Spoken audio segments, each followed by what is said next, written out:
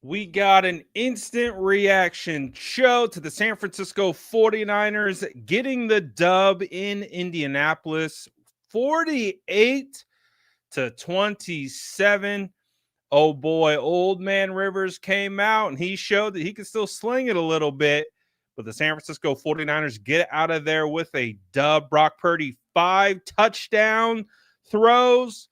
Ooh, George Kittle, a little bit of an injury concern. Let's talk about all the things going on right now. But right now, what we can talk about is a San Francisco 49ers dub.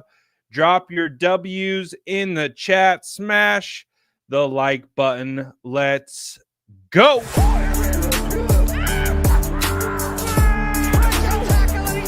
Smash that like button if you haven't already. Love to see it.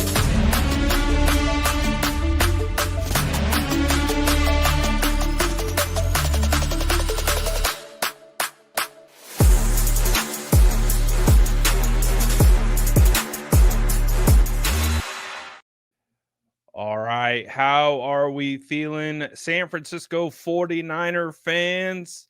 Oh boy, we got a dub city in this piece. San Francisco 49ers come out.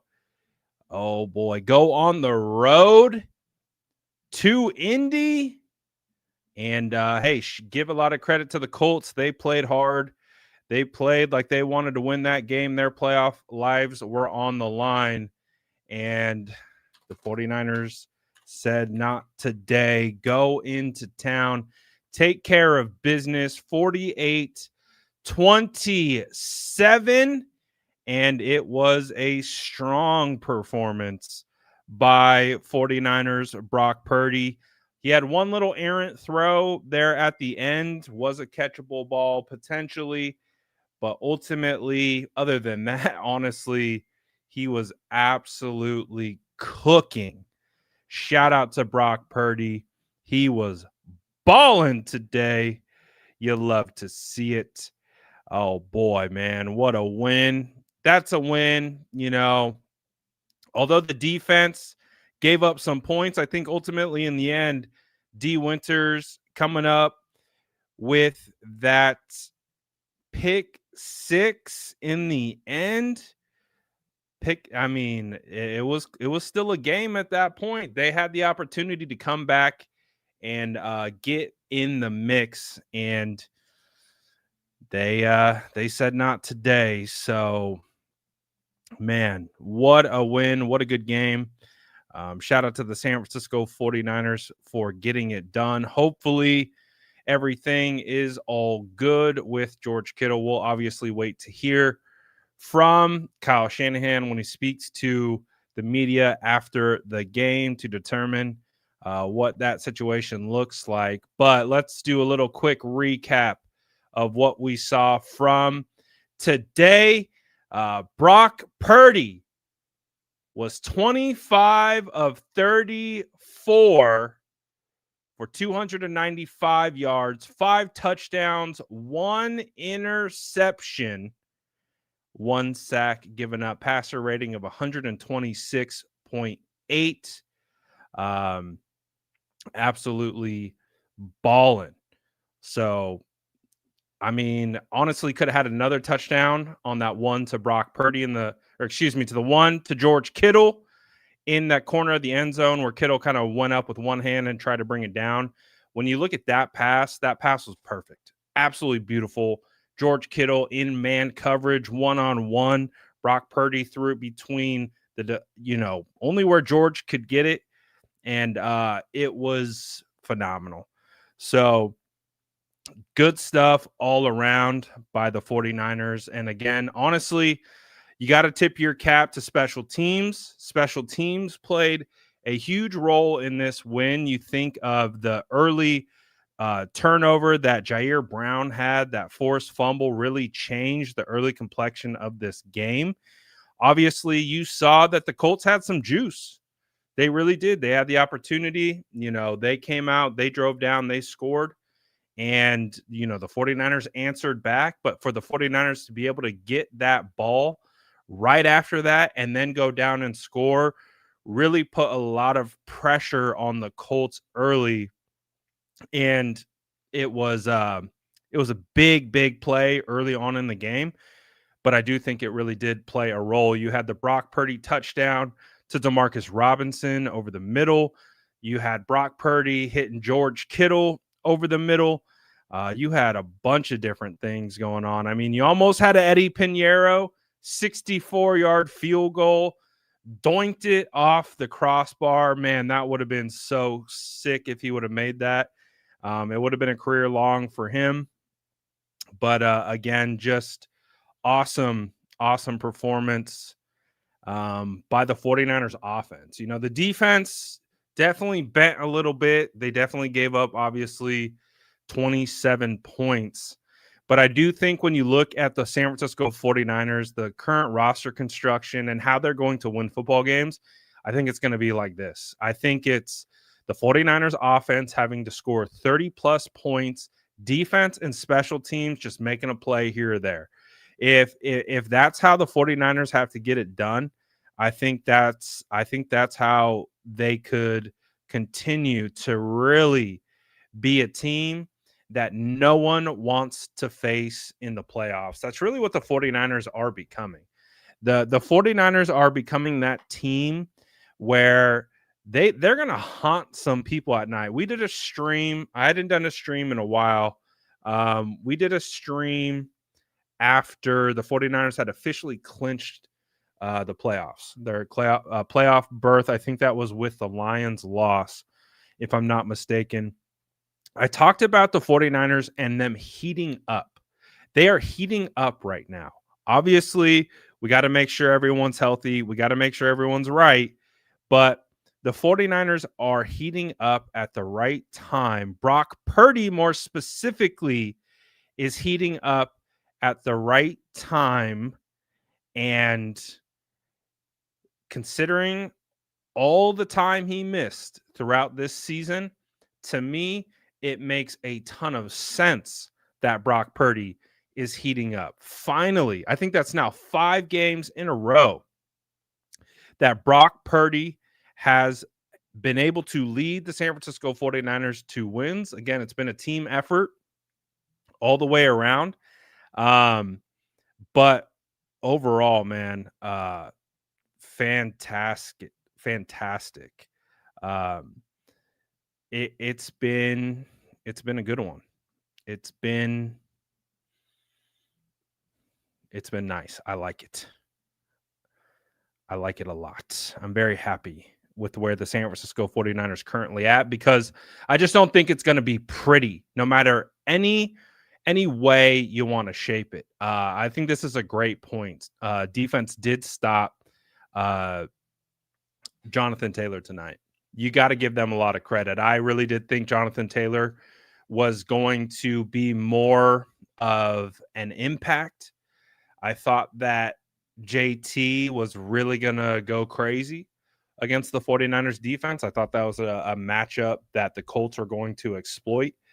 And ultimately, you got to tip your cap to that defense, the defensive line, getting Yetur Gross-Matos back, CJ West getting his first career sack, Alfred Collins getting a strip sack at a huge moment of the game. So, you know, you do got to give your credit to the defense, who, as we know, they're playing injured and they're doing what they got to do.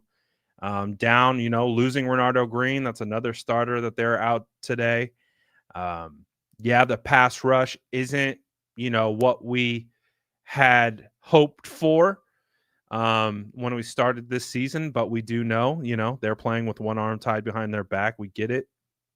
But, man, you got to love it. You got to love how the 49ers have responded to adversity. You got to love this team. This, to me, right now, is, again, a scary team, because they are getting hot at the right time. They're starting to execute at the right time. If this defense continues, or excuse me, this offense led by Brock Purdy continues to play that they are playing, wow. Watch out. Watch out, NFL.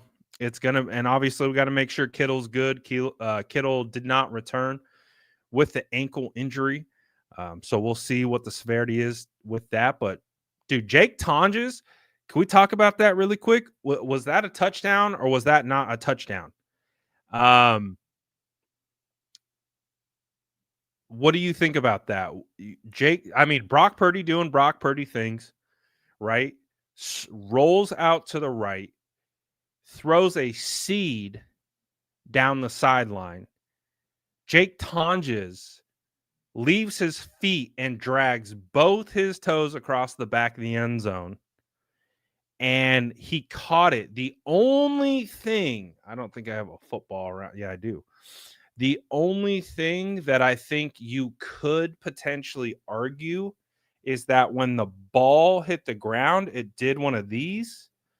But that's where it's like the NFL is so strict about having control through the ground that even hitting the ball and any little like movement, they might again, it looked like a catch. I think if you asked anyone, probably was a catch, but that little when it hit the ground, it wasn't substantial. It was, I think, because it wasn't ruled a touchdown.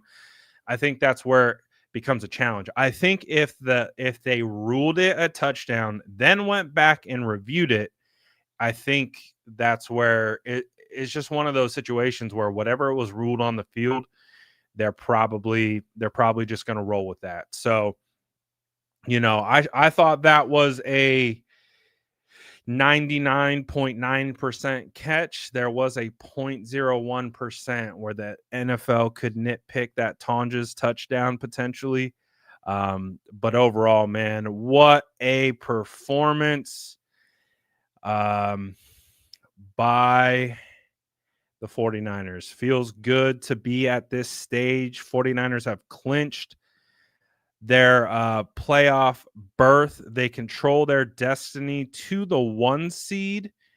And that is the crazy part, is obviously we're going to sit here and we're going to enjoy this win and we're going to talk about it more. We're going to break it down more, of course, but just one of the amazing parts of this situation is that the 49ers are 2 games away from being the 1 seed in the NFC. A win against Chicago next week. And mind you, both of these games are at home. And then a win against Seattle. The San Francisco 49ers are talking about a week 1 bye, potential return of Fred Warner. Shoo!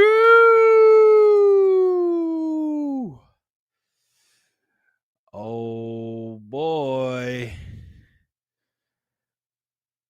Oh boy.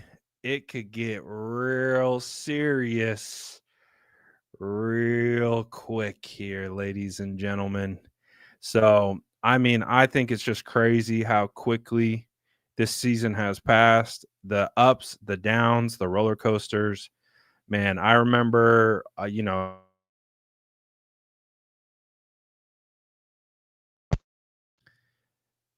you guys see that I post to social media all the time.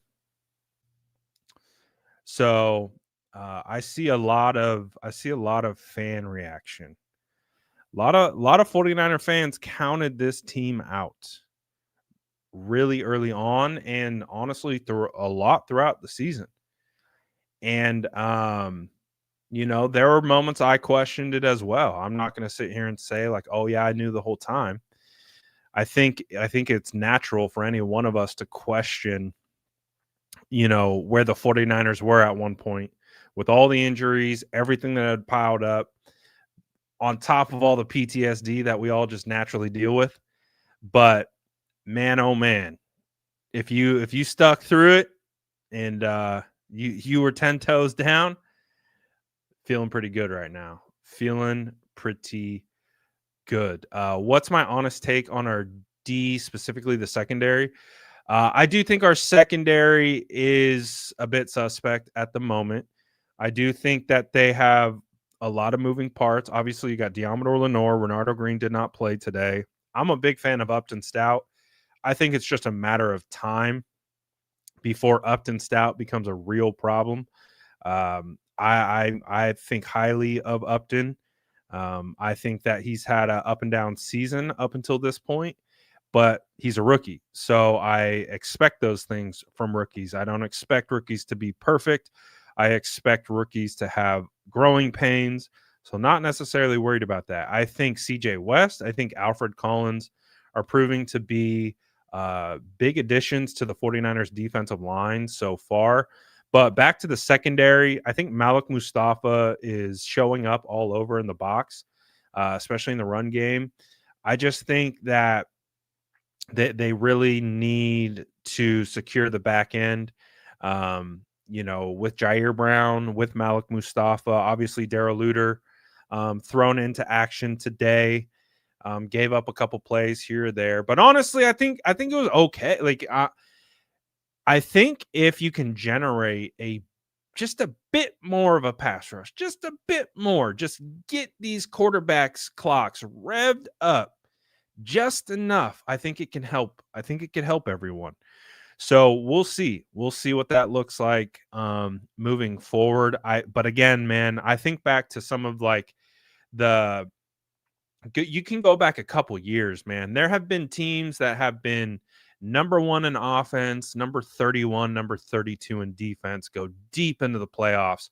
I've seen teams built kind of like the 49ers are right now. As long as the offense can operate at a top 5 efficiency level, and a top 5 scoring, all that thing, and you can get special teams plays, you can get all these different things.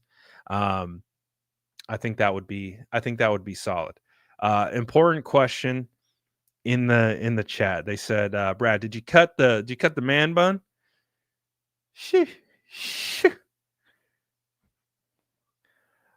I don't think so. We did not cut. My boy. Woo!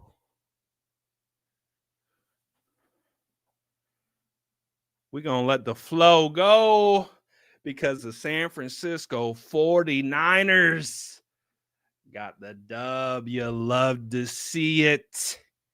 Yeah. We didn't cut. Actually, I did. Fair enough. I did get a haircut yesterday, but no, we ain't cutting the locks, baby. We ain't cutting the locks. Let's go.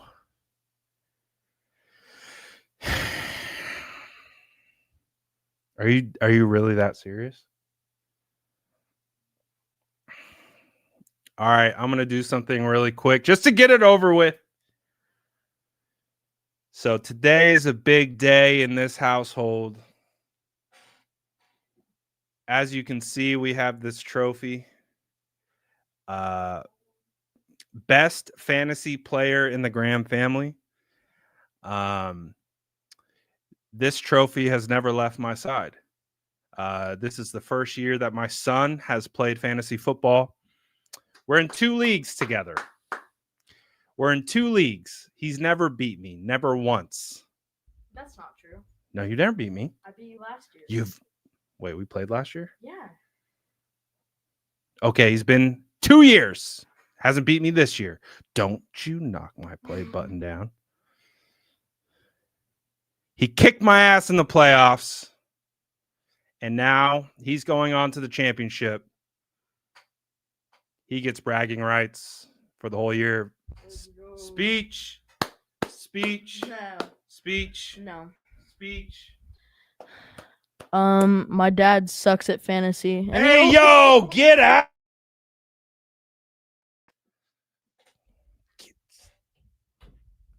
Wow. I pass him the mic. Damn. I pass him the mic and he said, sorry, Unc. He said, sorry, Unc, your time has passed. You know what? BTA, baby. BTA, just like the San Francisco 49ers did to the Indianapolis Colts. Those are fighting words. I'm going to remember that. That's going on the bulletin board next year. I thought he was going to take the high road. I thought he was going to come on here and say, you know what, my offensive line played great. You know, shout out to my secondary. Pass rush really gave us a shot. Special teams, shout out to the coaching staff, really did a good job. Shout out to the opponent. You know, they really, you know, gave us a run for it. It's on. I like this one. No Christmas presents. You watching? He's watching. I know he is. I still got the receipts, pal. I still got the receipts.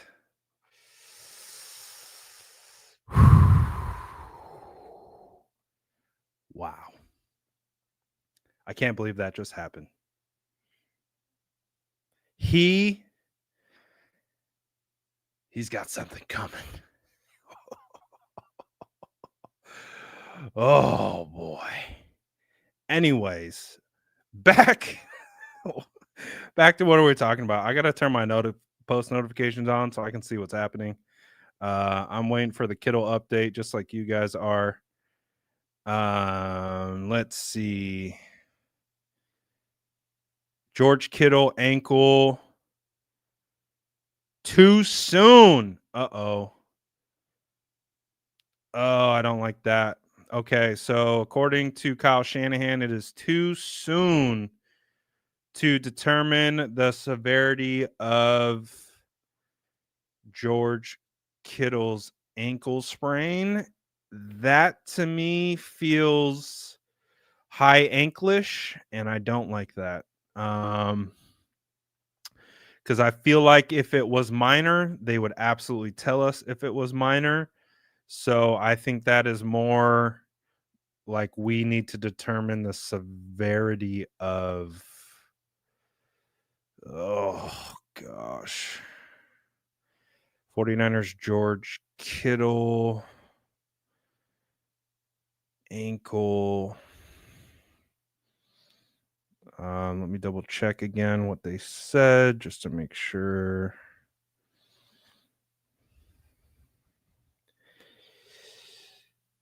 He played on it for a while, apparently.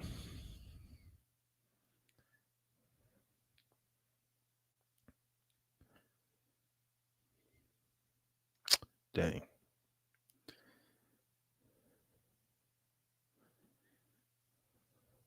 So if you're just tapping in, 49ers Kyle Shanahan says it's too soon to determine the severity of George Kittle's injury.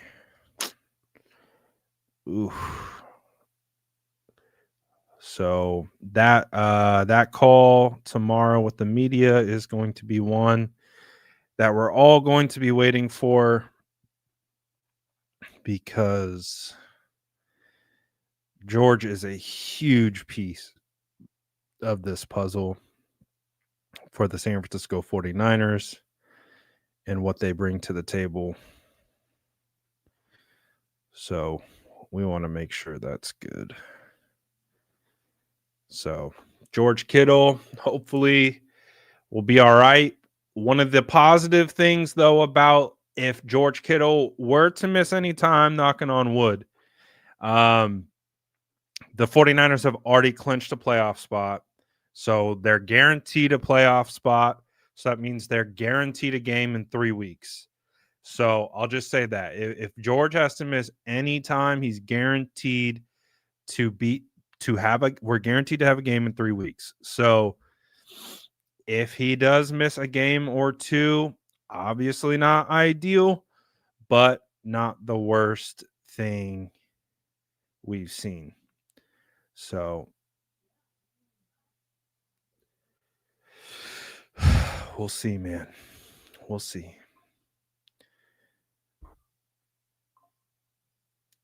Stressful with these injuries, baby. Want to stay healthy, want to stay right.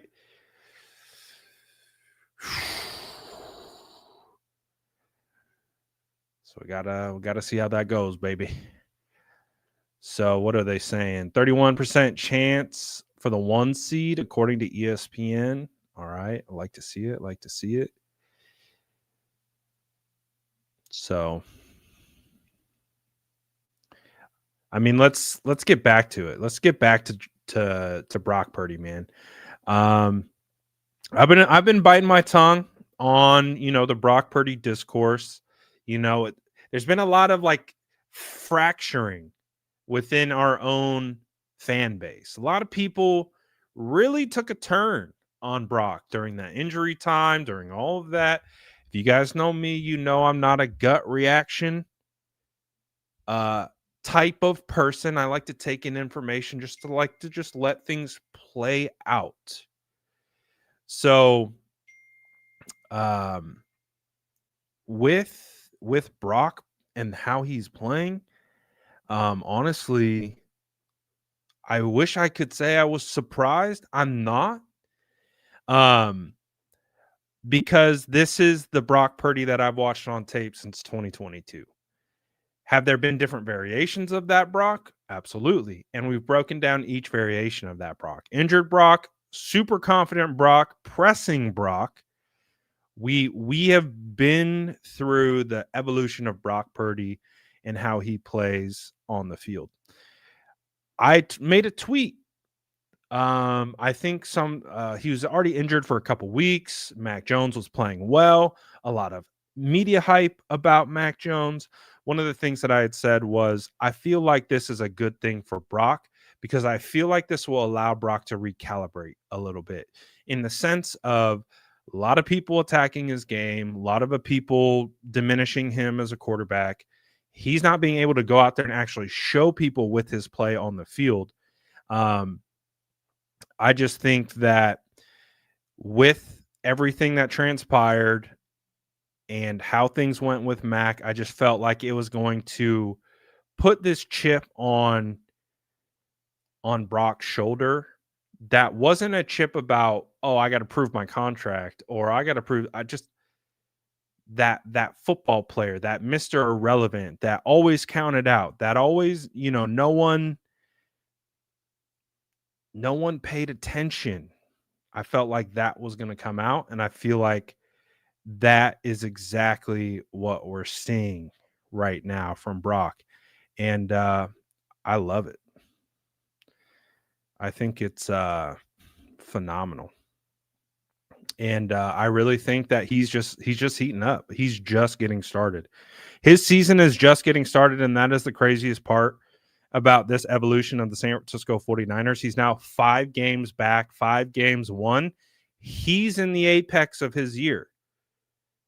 He's starting to ramp. He is starting to take that trajectory, and that is one of the really special things about where we're at with this year.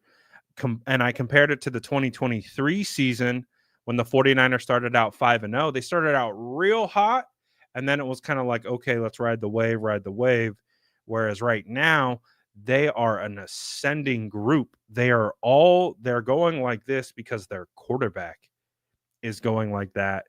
And I think that's why we're seeing the offensive output that we've seen. And I think it bodes well for the 49ers moving forward. So I like it, baby. I like it. I think the 49ers are in a good spot. I think that right now that there's a lot of, I don't even want to call it cautious optimism anymore. Like it's legitimate optimism. Like it's real optimism. Like when you look across the league, you look at the parity in this league. You look at everyone and what they're dealing with. No one is untouchable. The untouchables have fallen. We got a bunch of muggles running around here. everyone, you know, in a world that was dominated by Superman, right? I'm going to bring it back to the comparison that I always make with Brock. In a league that was dominated by Superman, your Josh Allen's, Patrick Mahomes, Lamar Jackson's, your Joe Burrows. But the Superman have come across the kryptonite. But Batman isn't affected by kryptonite.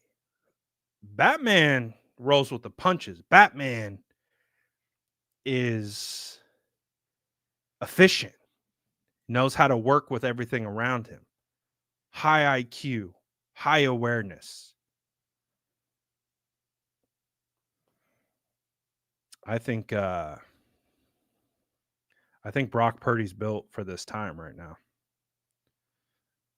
I think we're in a spot where the 49ers could see some really good things with this group. I love it. Brockman. Let's go. All right. We'll see. We'll see what everyone's got moving forward. And 49ers now go back home, have the opportunity to play home the rest of the season. If they get the 1 seed, they could potentially play at Levi's all the way through to the Super Bowl. You love to see it. Everyone, grab your victory cookies. We're going to have a Victory Tuesday right before the holiday. Hopefully you guys have a phenomenal Christmas, all that good stuff. Hopefully you get everything that you were looking for, spend great time with your family, all that good stuff. Holiday cookies for everyone. Appreciate you all as always for tuning in. Smash that like button, sub if you haven't already. I'll see you guys later. Peace.